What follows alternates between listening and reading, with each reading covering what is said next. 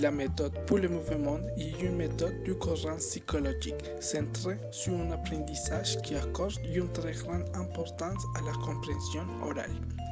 La compréhension est jugée acquise par l'observation des activités physiques des apprenants. Le principe de ces méthodes est l'apprentissage en écoutant, en observant et en faisant ou en imitant.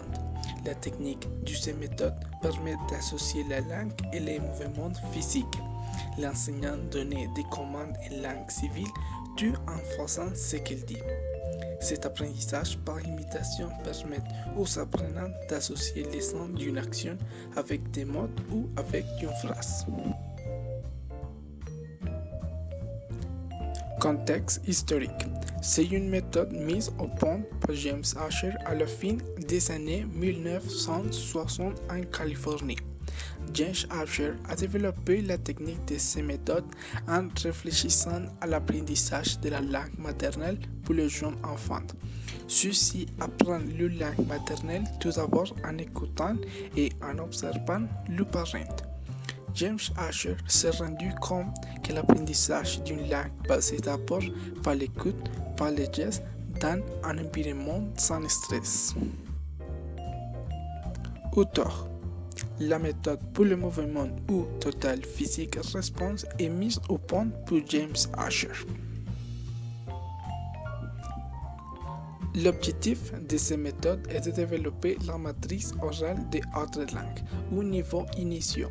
Un accent particulier est mis sur le développement des compétences de compréhension avant d'apprendre à parler. L'accent est mis sur le son plutôt que sur la forme et des tentatives sont faites pour minimiser le stress du processus d'apprentissage, pas d'action physique et les jeux. Rôle de l'apprenante. Les élèves ont peu d'influence sur le contenu de l'apprentissage.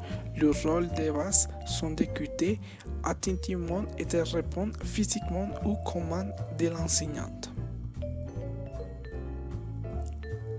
L'enseignant a un rôle actif car il dirige les actions que les apprenants mènent.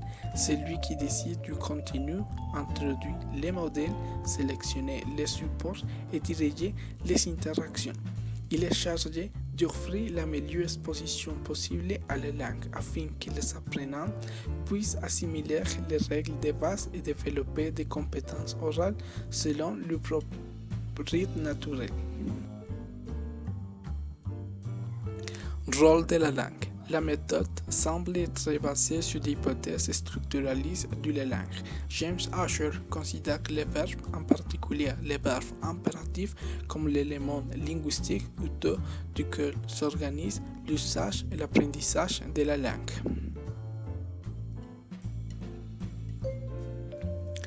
Habilités privilégiées. Les principales habiletés privilégiées pour ces méthodes sont la compréhension orale et la production orale.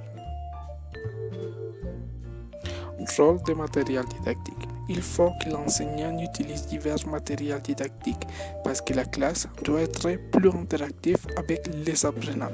Généralement, la classe se déroule en groupe. Par exemple, le professeur montre des photos avec une instruction, une vidéo avec une chorégraphie ou augmenter le vocabulaire avec jeu de rôle. Traitement de l'erreur. Pour éviter la distraction de l'apprenant, on ne corrige pas les erreurs au défaut de l'apprentissage.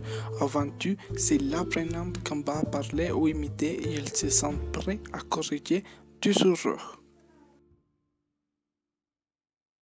Comme on évalue, l'enseignant observe comme un apprenant intègre mieux ce qu'il vient d'entendre. S'il y associe un mouvement qui fait son. Alors, l'évaluation n'est pas formelle avec un papier, on évalue à partir de comment les élèves peuvent imiter des instructions données par le professeur.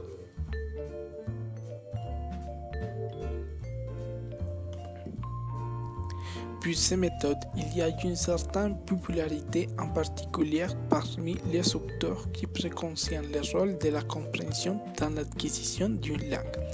Cependant, son efficacité est douteuse quant au type d'annonce qu'il propose par rapport aux besoins réels des étudiants.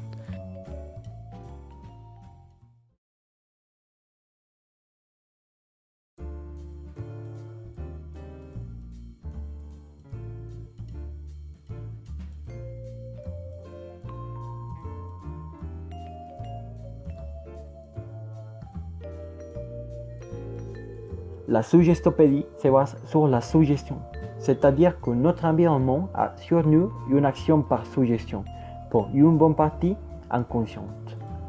Par exemple, tout ce que nous voyons fréquemment, tels que nos amis et nos parents ou les personnes que nous voyons au long des journées, exercent sur nous une influence. Cette approche se concentre sur les apprenants et leur état mental. Prête attention à leurs désirs et à leur état affectif, aussi à leurs besoins quotidiens.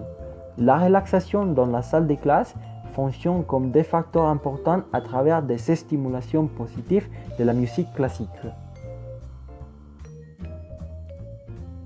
La méthode de la suggestopédie.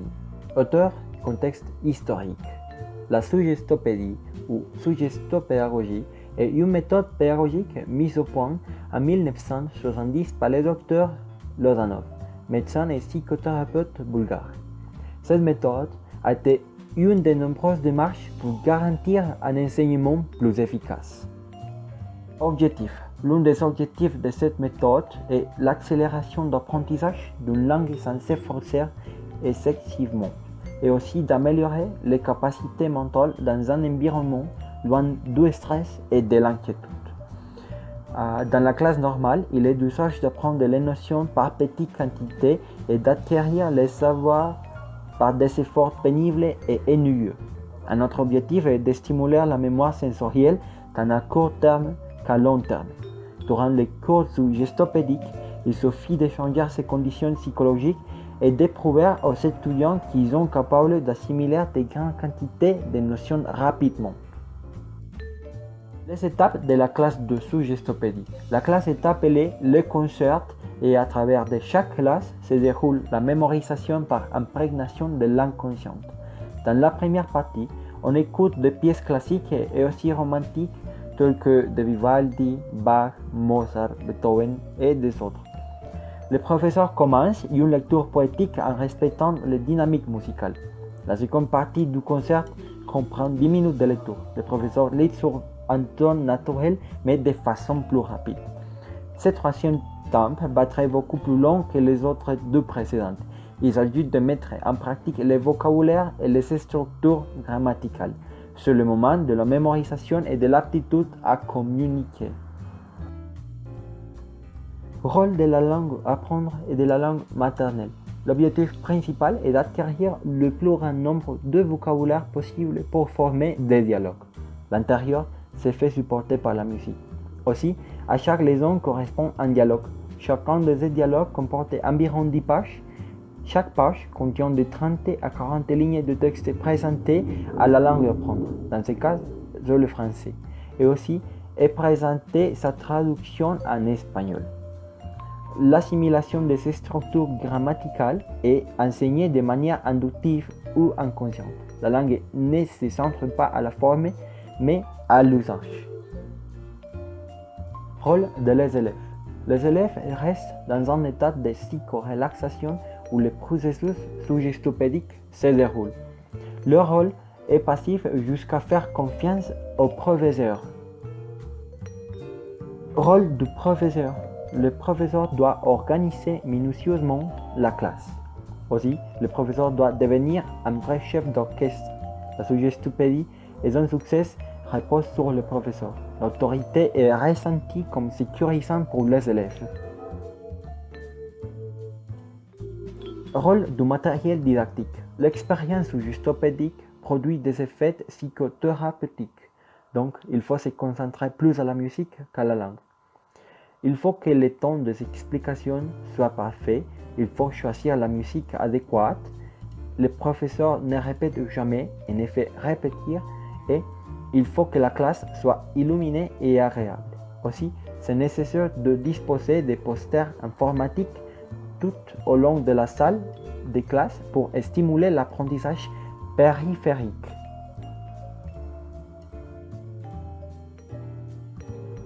La suggestopédie cherche d'améliorer toutes les habiletés langagières.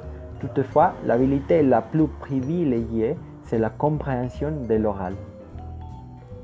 Rôle de la culture. L'art est le principal moyen de transmission. La langue les arts plastiques et la littérature permettent à l'élève de s'approprier des éléments culturels de la langue cible. Traitement de l'erreur.